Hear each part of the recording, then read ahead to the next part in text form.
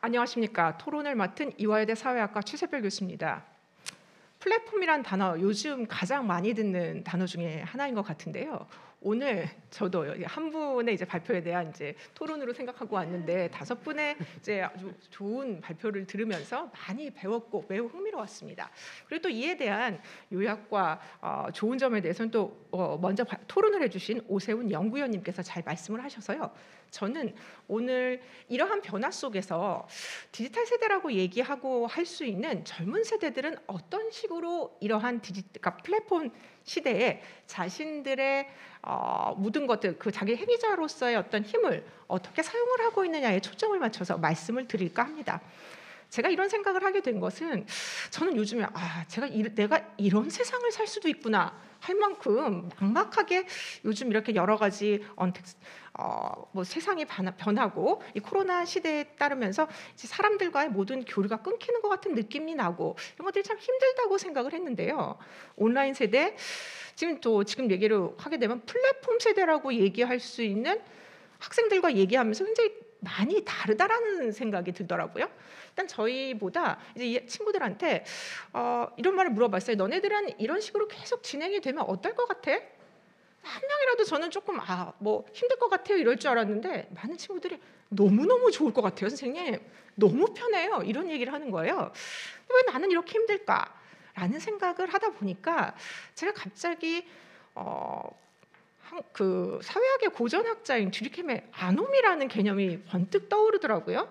제가 학부 때부터 이 아노미에 대해서 이야기를 들었는데 그때는 저 개념인가 보다. 근데 그때 교수님은 굉장히 강하게 말씀하셨습니다. 정말 요즘이 아노미다.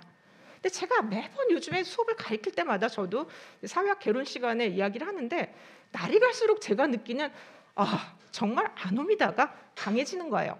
왜 그럴까 생각을 해보니까 제가 살던 세대, 사실 아놈이라는 개념이 사회학이 처음 만들어질 때부터 나온 개념인데 사회학 자체가 전통사회로부터 산업혁명 그리고 이 굉장히 급변하는 그 상황에서 만들어졌기 때문에 이런 변화의 상황 그리고 어려운 부분에 대한 이야기를 잘하고 있는 것 같습니다.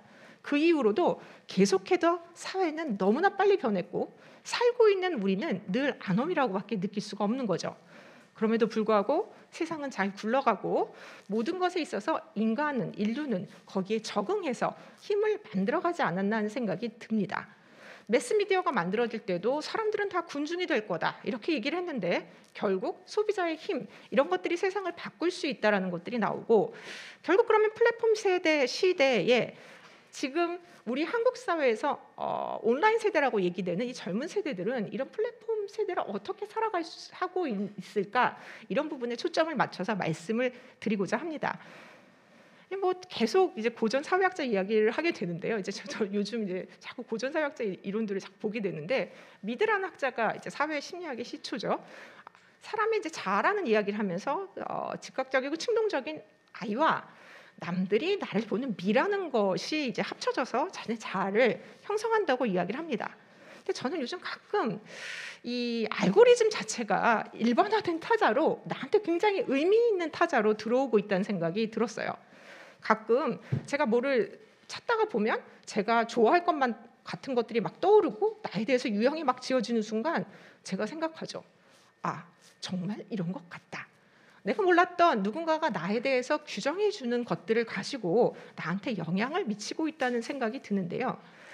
젊은 세대 MZ세대가 굉장히 재미있는 자기소개를 이제 제가 늘 학부 학생들한테 이제 봤는데 그 학생들이 자기소개를 할 때 요즘에 100명 중에 50명은 첫 번째 제 MBTI 유형으로부터 시작을 합니다.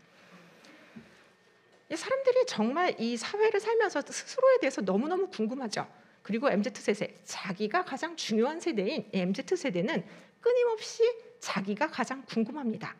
그런데 이 궁금한 자기에 대해서 알기 위해 이들은 끊임없이 무언가를 테스트하고 자기네들을 알고리즘에 의해서 유형화 짓는 것을 통해서 자신들을 알아가고 있죠. 뿐만이 아닙니다.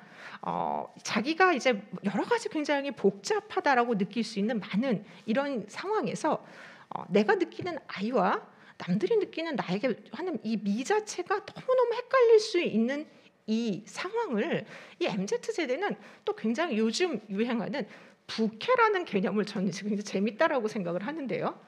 부캐를 통해서 아이와비의 어떤 우리 그 기존의 모든 기성세대들이 다 가지고 있었던 자아의 어떤 분열이라든지 이런 균형들을 굉장히 쉽게 해결을 하고 있는 것이 아닐까.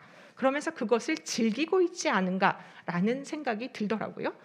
왜냐하면 사실상 내가 즉각적이고 충동적인 나와 남들이 나한테 요구하는 미는 늘 인간에게 스스로에게 굉장히 다를 수밖에 없고, 그거에 대해서 우리들은 충동을 일으킨다면 지금 현재의 MZ 세대들은 아예 자신들의 여러 가지 플랫폼을 통해서 익숙해진, 부캐라는 개념 자체가 사실 게임에서 나온 거거든요.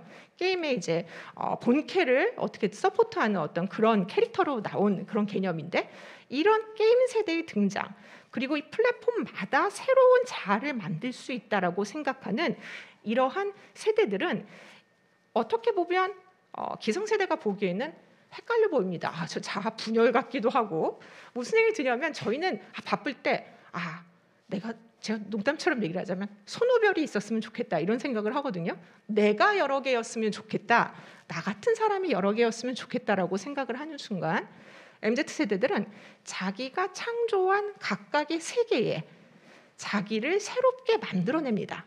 그러면 이 각각의 캐릭터들은 서로의 그 세계관 안에서 전혀 충돌 없이 자기가 즐거운 무언가를 즐길 수가 있는 거죠.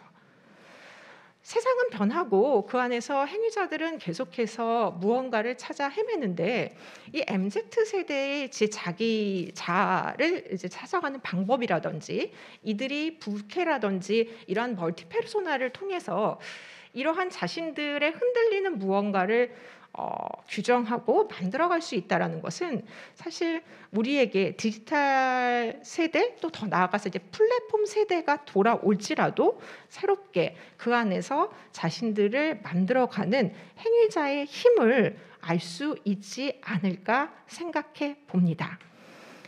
앞에서 이제 많은 선생님들께서 좋은 말씀을 해주셔서요. 저는 여기까지 마치도록 하겠습니다. 감사합니다.